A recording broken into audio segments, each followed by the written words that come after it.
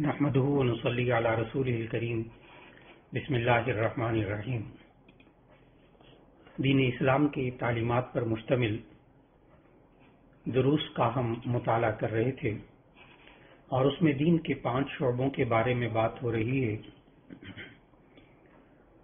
دین اسلام کا اہم ترین شعبہ ایمانیات، آج اس سلسلے میں جو موضوع ہے وہ ہے کہ ہم سب کا ایمان لانا اس بات پر فرض ہے کہ ہم اللہ تعالیٰ کے فیصلوں اور اس کی تقدیر پر ایمان رکھیں، اور تقدیر پر ایمان رکھنے کا مطلب یہ ہے کہ اس بات کا یقین اور اعتقاد رکھنا کہ اللہ تعالیٰ نے مخلوق کے پیدا کرنے سے پہلے ہی ہدایت کو اور گمراہی کو، اطاعت کو، نافرمانی کو، اچھائی یا برائی کو پہلے سے مقدر فرما دیا ہے اور اسے لکھ دیا ہے۔ اب اس دنیا میں جو کچھ ہو رہا ہے وہ سب اللہ کے ارادے اور اس کی مشیت سے ہو رہا ہے۔ تقدیر کا لفظی مطلب ہوتا ہے اندازہ کرنا۔ جو کام ارادے اور اختیار سے کیا جاتا ہے اس کو سمجھ لیا جاتا ہے، اس کا ایک اندازہ کر لیا جاتا ہے، یہ سب اس کے لفظی معنی ہیں۔ لیکن جب ہم تقدیر کا عقیدہ بطور ایمانیات کے سامنے رکھتے ہیں تو اس کا مطلب یہ ہے کہ ہم اللہ کی قضا، اس کے فیصلوں اور اس کی تقدیر پر ایمان رکھتے ہیں، اور ہمارا ایمان ہے کہ کوئی ذرہ اس کی تقدیر سے باہر نہیں، اور کسی کی مجال نہیں کہ وہ اللہ کی قضا اور قدر کو ٹال سکے یا اس کو آگے یا پیچھے کر سکے۔ البتہ بندوں سے اس کے افعال کے بارے میں، ان کے اپنے کیے ہوئے کاموں کے بارے میں باز پرس ہوگی، اور یہ ذہن میں رکھنا چاہیے کہ ہمارا ایمان ہے کہ اللہ کی تقدیر حق ہے، لیکن بعض لوگ اپنے افعال اور اعمال میں تقدیر کو پیش کر دیتے ہیں عذر کے طور پر۔ مثلا کوئی شخص کوئی گناہ کرتا ہے، جیسے چوری کرتا ہے، اور پھر یہ عذر پیش کرتا ہے کہ میری تقدیر میں یہی لکھا ہوا تھا، تو یہ اس کا عذر کرنا صحیح نہیں ہے۔ بے شک اللہ نے اس کے مقدر میں یہی لکھا تھا کہ یہ چوری کرے گا، مگر اسے تو چوری کرنے سے پہلے اپنی تقدیر کا علم نہیں تھا، لہذا اس نے جو چوری کی وہ اپنی نفس کی خواہش پر کی، اپنی اختیار سے کی، لہذا تقدیر کو انسان بہانہ نہیں بنا سکتا۔ یہ ایمانیات کا ایک حصہ ہے، اور اسی طرح اللہ تعالیٰ نے بندے کو اختیار دیا ہے یا بندہ مجبور ہے، اس بات کو بھی سمجھنا اس موضوع کے اندر بہت ضروری ہے کہ یہ بندہ، اس کو اللہ تعالیٰ نے اختیار دیا ہے، اس اختیار کی بنیاد پر اللہ تعالیٰ اس کی پکڑ کرتا ہے۔ جہاں بندہ مجبور ہو جاتا ہے، بے بس ہو جاتا ہے، اللہ تعالیٰ اس کی پکڑ نہیں کرتا۔ سورۃ البقرہ کی آیت 173 میں اللہ تعالیٰ نے فرمایا فَمَنِ اضْطُرَّ غَيْرَ بَاغٍ وَلَا عَادٍ فَلَا إِثْمَ عَلَيْهِ، جو شخص مجبور ہو جائے، بے بس ہو جائے، وہ بات اس کے اختیار میں نہ ہو، تو پھر ایسی صورت میں اس بندے کے اوپر کوئی گناہ نہیں آتا اگر اس سے وہ کام سرزد ہو جاتا ہے۔ اللہ تعالیٰ نے سورۃ البقرہ میں یہ ارشاد فرمایا لا یکلف اللہ نفسا الا وسعها، اللہ تعالیٰ کسی بندے کو پابند نہیں بناتا مگر اس کی طاقت کے مطابق۔ بعض حضرات کو جو لا حول ولا قوت الا باللہ کا ترجمہ سمجھتے ہیں وہ بھی بسا اوقات یہی کہتے ہیں کہ لا حول ولا قوت الا باللہ کا مطلب یہ ہوتا ہے کہ لا حول گناہ سے پھرنے کی طاقت نہیں ہوتی، ولا قوت اور نہ نیکی کی طاقت ہوتی ہے، الا باللہ مگر اللہ کے ساتھ۔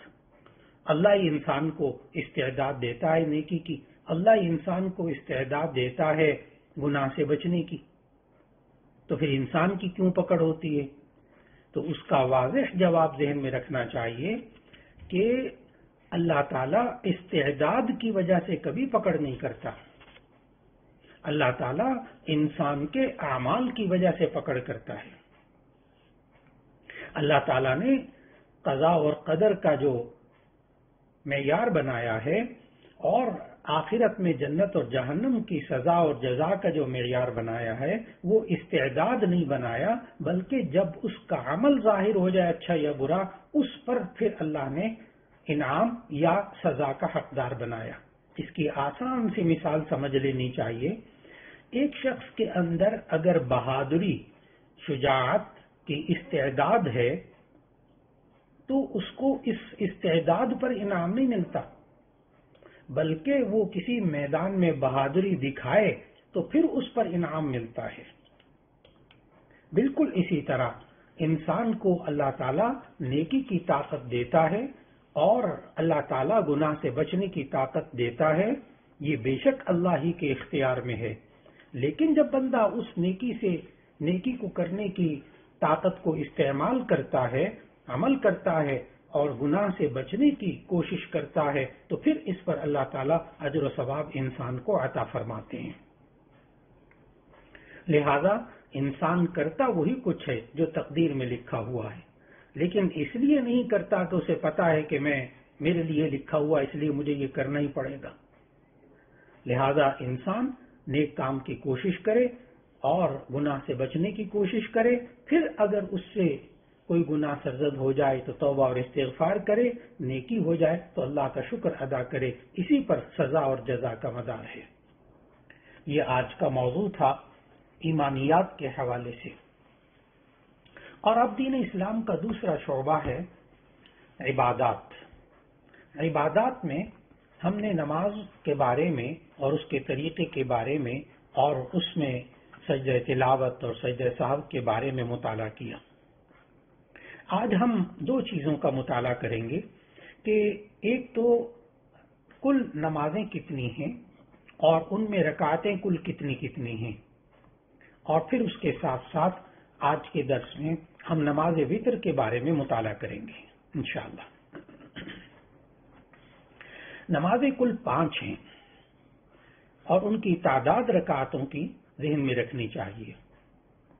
فجر کے اندر فجر کی نماز میں کل 4 رکعتیں ہیں، 2 رکعت سنت مؤکدہ اور 2 رکعت فرض پڑھنے ہوتے ہیں۔ پھر ظہر کی نماز میں کل رکعتیں 12 ہیں، فرض سے پہلے 4 سنت مؤکدہ، پھر 4 فرض، پھر 2 سنت، پھر اس کے بعد 2 نفل۔ اور عصر کی نماز میں کل 8 رکعتیں ہیں، 4 رکعت سنت غیر مؤکدہ۔ سنت مؤکدہ اور غیر مؤکدہ کو بھی ذہن میں رکھ لینا چاہیے۔ سنت مؤکدہ وہ سنت جس کی تاکید بیان کی گئی ہے، اور سنت غیر مؤکدہ وہ سنت جس کی تاکید بیان نہیں کی گئی۔ تو جو سنت مؤکدہ ہے اس کو چھوڑنا گناہ ہے، اور سنت غیر مؤکدہ وہ اگر چھوٹ جائیں تو ایسی صورت میں اس کا گناہ نہیں ہے، لیکن عادت نہیں بنانی چاہیے کہ سنت غیر مؤکدہ پڑھے ہی نہ۔ تو سنت غیر مؤکدہ جس کی تاکید نہیں بیان کی گئی، تو عصر کی نماز میں کل 8 رکعتیں، فرضوں سے پہلے 4 سنت غیر مؤکدہ اور پھر 4 رکعت فرض۔ مغرب کی نماز میں کل 7 رکعتیں ہیں، پہلے 3 رکعت فرض، پھر اس کے بعد 2 رکعت سنت، پھر اس کے بعد 2 رکعت نفل۔ اور عشاء کی نماز میں کل 17 رکعتیں ہیں، فرضوں سے پہلے 4 رکعت سنت غیر مؤکدہ، پھر اس کے بعد 4 رکعت فرض، پھر اس کے بعد 2 رکعت سنت، پھر اس کے بعد 2 رکعت نفل، پھر اس کے بعد 3 رکعت وتر، پھر اس کے بعد 2 رکعت نفل۔ نفل کا بھی یہی حکم ہے، نفل کا بھی یہی حکم ہے کہ آپ پڑھ لیں تو ثواب، نہ پڑھیں تو گناہ نہیں۔ یہ کل عشاء کی کل 17 رکعتیں ہو گئیں۔ اب اس میں آپ نے سنا کہ 3 وتر بھی پڑھنے ہیں۔ وتر کیسے پڑھنے ہیں اور اس کے احکامات کیا ہیں، اس کا ہم الگ سے مطالعہ کر لیتے ہیں۔ دراصل وتر کی نماز واجب ہے، واجب کا جو مرتبہ ہے وہ فرض کے قریب قریب ہوتا ہے، لہذا وتر واجب ہیں، ان کا چھوڑنا گناہ ہے۔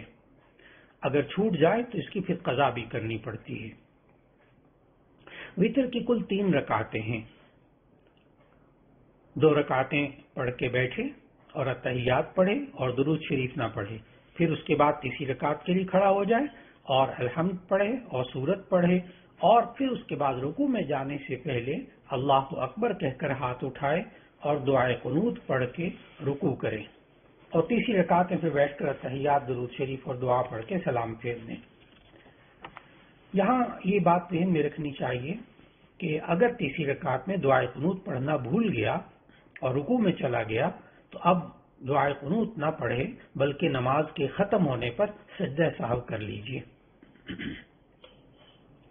اور بسا اوقات ایسا ہوتا ہے کہ بعض حضرات رکوع چھوڑ کر پھر اٹھ کر کھڑے ہو جاتے ہیں اور دعائے قنوت پڑھ کر پھر نماز پڑھتے ہیں۔ ایسی صورت میں ذہن میں رکھنا چاہیے کہ ایسا نہیں کرنا چاہیے۔ بس رکوع میں چلے گئے تو دعائے قنوت چھوٹ گئی، تو واجب چھوٹ گیا تو کوئی بات نہیں، آخر میں آپ سجدہ سہو کر لیجئے۔ اور پھر اسی طرح بہت سے حضرات یہ سوال کرتے ہیں، خواتین بھی یہ سوال کرتی ہیں کہ دعائے قنوت یاد نہ ہو تو پھر کیا کریں؟ تو اس کا جواب یہ ہے، سب سے پہلے کوشش کرنی چاہیے کہ دعائے قنوت پڑھ لی جائے، اس کی یاد کرنے کی کوشش کی جائے۔ چند سطریں ہیں، تھوڑا تھوڑا کر کے بھی یاد کریں تو چند گھنٹوں میں یاد ہو جاتی ہے، لیکن بالفرض اگر دعائے قنوت نہ یاد آئے یا نہ پڑھ سکے تو ایسی صورت میں یہ دعا پڑھ لے، ربنا آتنا فی الدنیا حسنۃ وفی الآخرۃ حسنۃ وقنا عذاب النار۔ اور اگر یہ بھی اس وقت نہ ذہن میں رہے تو ایسی صورت میں 3 دفعہ آپ اللہم اغفر لی، اللہم اغفر لی، اللہم اغفر لی پڑھ سکتے ہیں، لیکن کوشش یہی کرنی چاہیے کہ دعائے قنوت یہ پڑھ لیں اور اس کا ترجمہ بھی یاد کر لیں تاکہ معلوم ہو کہ کتنی اہم باتیں ہم دعائے قنوت کے وقت اپنے زبان سے ادا کرتے ہیں۔ یہ تھا عبادات کے سلسلے میں آج نمازوں کی رکعتیں اور نماز وتر کے بارے میں۔ پھر اس کے بعد آج ہم بات کریں گے معاملات کے سلسلے میں۔ تیسرا شعبہ ہے دین اسلام کا معاملات۔ معاملات کے اندر آج ہم طلاق کے معاملے کو ذکر کریں گے کہ طلاق کا معاملہ یہ اللہ رب العزت نے اور رسول اللہ صلی اللہ علیہ وسلم نے ہمیں کیا احکامات دیے ہیں، اس سلسلے میں ذہن میں رکھنا چاہیے کہ آخری حد تک طلاق کے الفاظ سے بچنا چاہیے، طلاق دینے سے بچنا چاہیے، اس لیے کہ سنن ابی داؤد میں نبی صلی اللہ علیہ وسلم کا ارشاد منقول ہے، ابغض الحلال عند اللہ الطلاق، کہ حلال چیزوں میں سب سے زیادہ ناپسندیدہ چیز اللہ کے نزدیک وہ طلاق ہے۔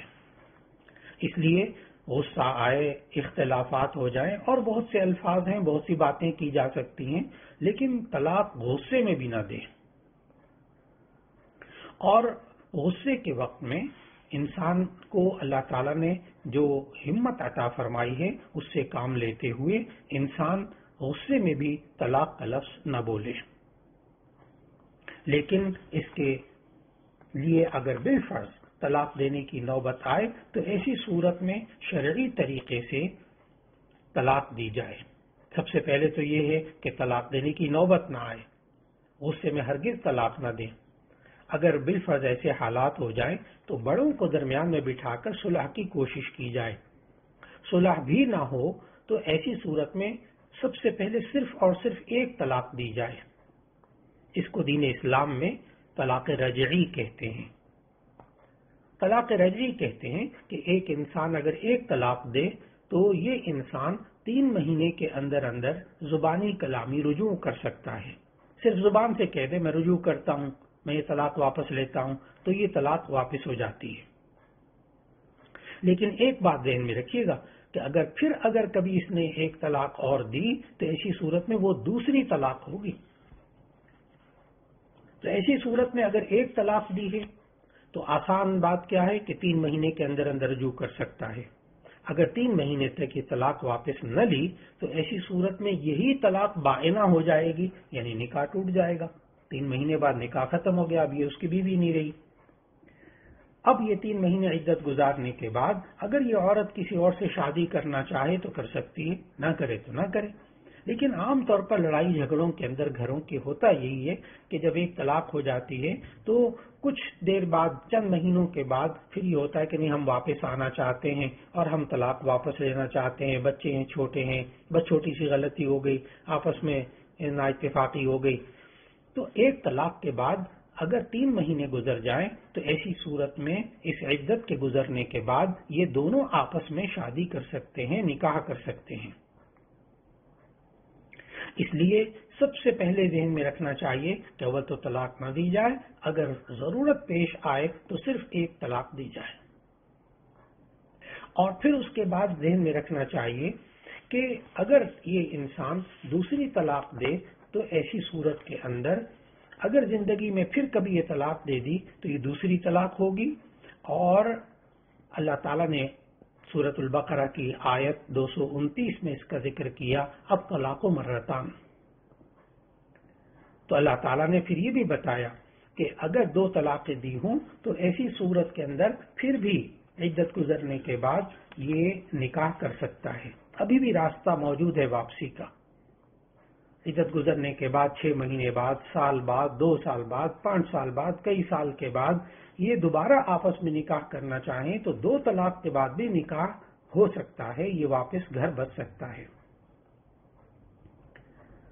لیکن اگر 3 طلاقیں دے دے یہ انسان تو پھر اللہ تعالیٰ نے سورۃ البقرہ کی آیت 230 میں ہمیں واضح طور پر بتایا فَإِن طَلَّقَهَا فَلَا تَحِلُّ لَهُ مِن بَعْدُ حَتَّى تَنكِحَ زَوْجًا غَيْرَهُ، کہ اگر یہ تیسری طلاق دے دے تو پھر ایسی صورت میں یہ اپنی بیوی کے لیے حلال نہیں ہوگا یہاں تک کہ یہ اس کی بیوی سابقہ یہ کسی اور مرد سے شادی کرے، پھر وہ اپنی مرضی سے کسی وقت میں طلاق دے دے تو پھر یہ پہلے شوہر کے لیے حلال ہو سکتی ہے۔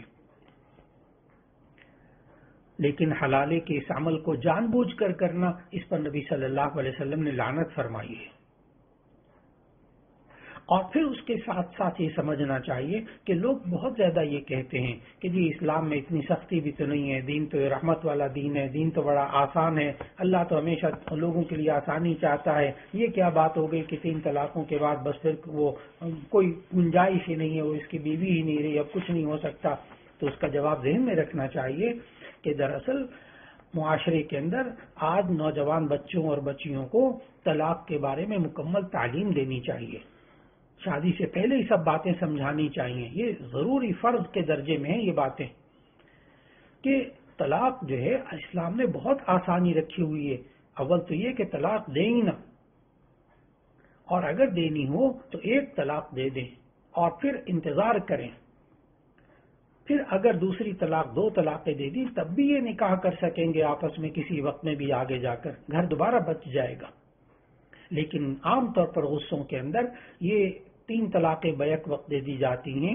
ایسی صورت کے اندر بھرپور کوشش کرنی چاہیے کہ بعض لوگ ایسے ہوتے ہیں 3 طلاقیں ہو جائیں دے دی، اب پھر وہ بعض مکتبہ فکر کے ایسے حضرات جن کے نزدیک 3 طلاقیں ایک ہوتی ہیں تو ان سے جا کر فتویٰ لے آتے ہیں، ایسا نہیں کرنا چاہیے۔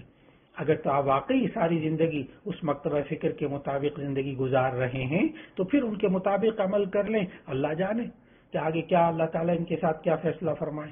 لیکن ساری زندگی جو ہے وہ عمل کرتا رہے اہل سنت والجماعت کے طریقے سے، اور پھر 3 طلاقوں پر کسی اور سے جا کر فتویٰ لیا جائے، ایسا ہرگز نہیں کرنا چاہیے۔ اپنی زندگی کو، اپنی آخرت کو بچانا چاہیے۔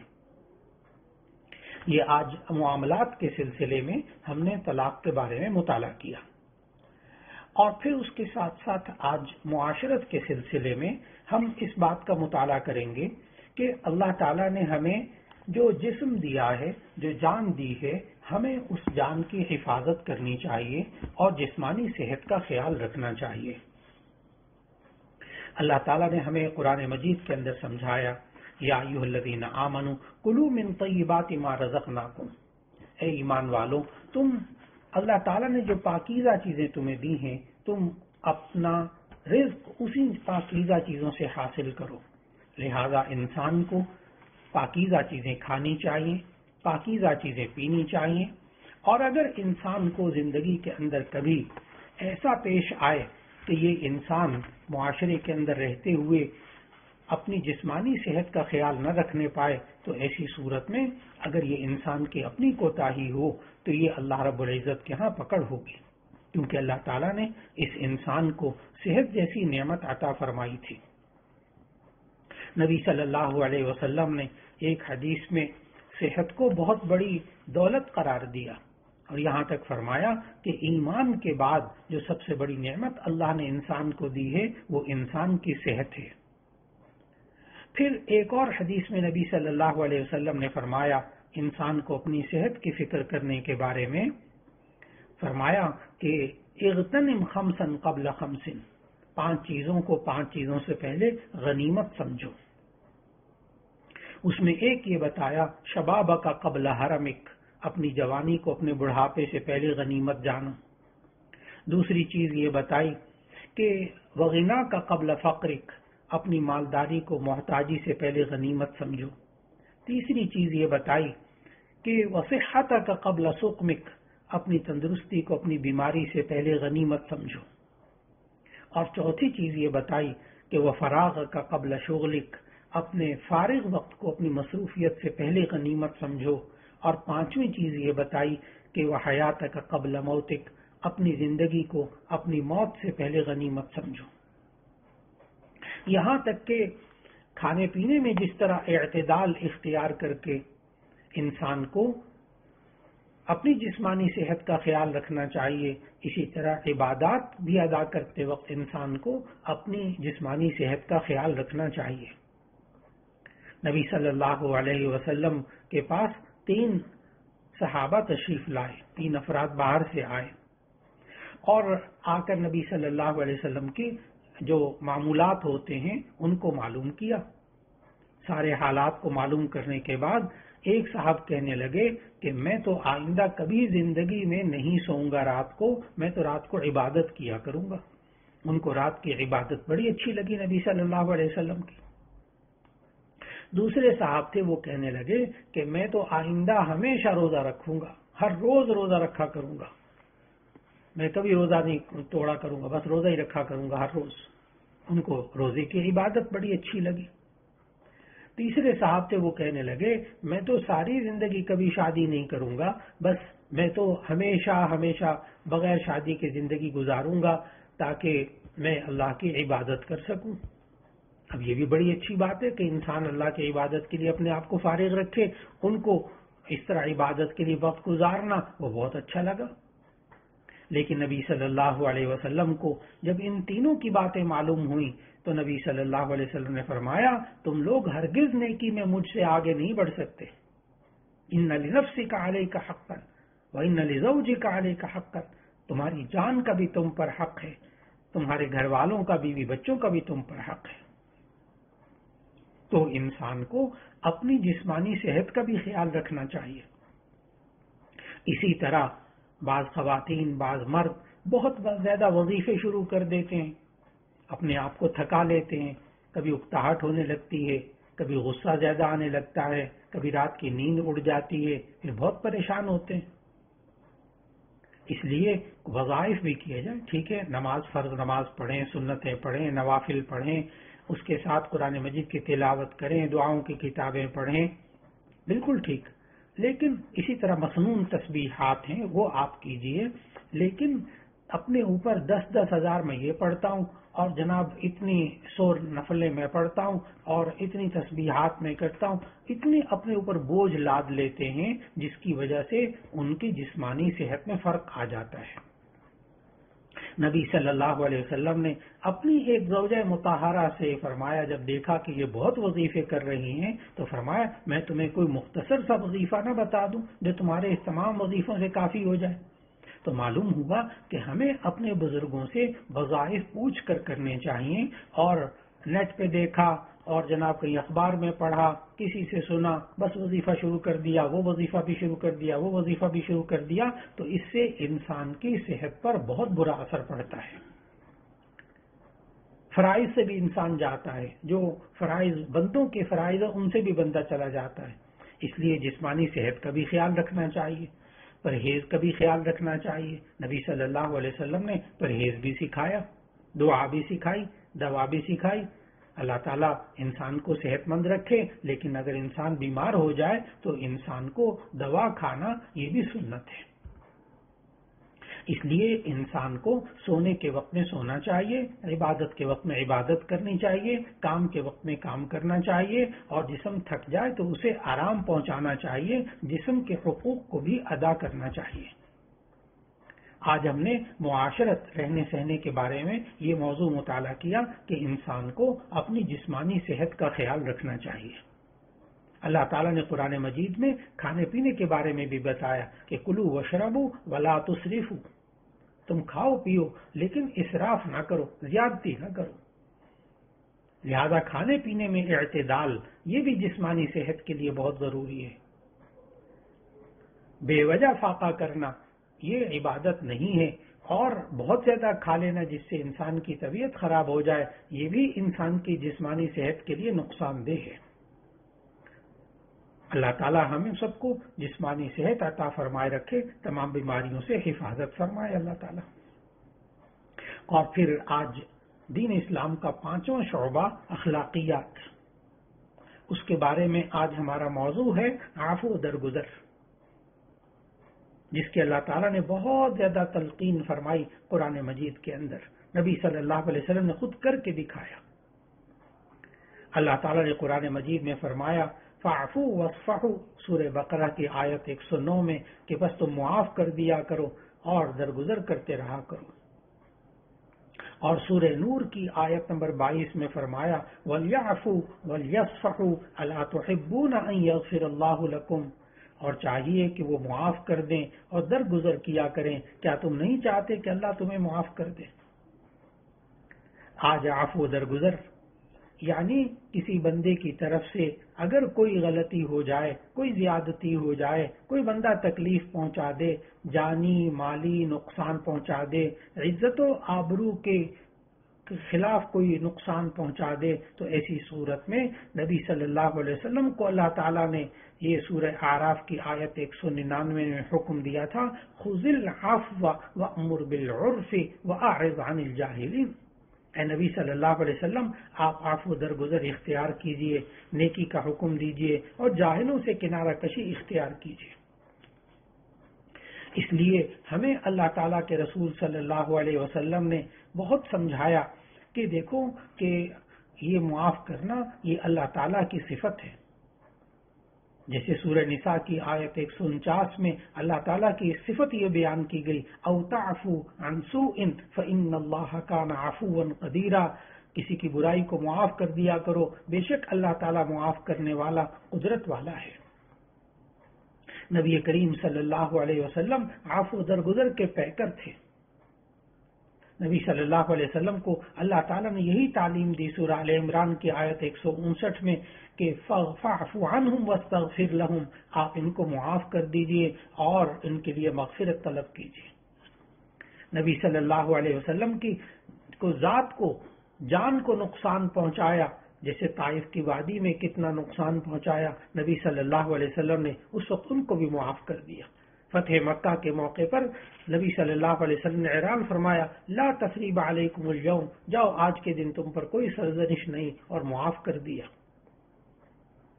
اسی طرح نبی صلی اللہ علیہ وسلم کے خاندان کو جنہوں نے نقصان پہنچایا، قتل کیا، نبی صلی اللہ علیہ وسلم نے ان تک کو معاف کر دیا۔ اور اسی طرح جب انسان عفو درگزر سے کام لیتا ہے تو اللہ تعالیٰ نے قرآن مجید کے اندر ہمیں سمجھایا کہ پھر یہ انسان جو ہے اللہ تعالیٰ کا پسندیدہ انسان بن جاتا ہے. جیسے والعافین عن الناس، وہ لوگ کہ جو لوگوں کو معاف کرنے والے ہوتے ہیں. یہ متقین کی نیک لوگوں کی اللہ نے خوبی بتائی ہے. ذہن میں رکھنا چاہیے کہ جب ہم معاشرے کے اندر عفو و درگزر سے کام لیتے ہیں تو اس سے ہوتا کیا ہے؟ اس سے معاشرے کے اندر امن و سکون آتا ہے، گھریلو زندگی کے اندر امن و سکون ملتا ہے، اخوت کی بنیاد قائم ہوتی ہے. یہ ہمت والے کاموں میں سے ہے.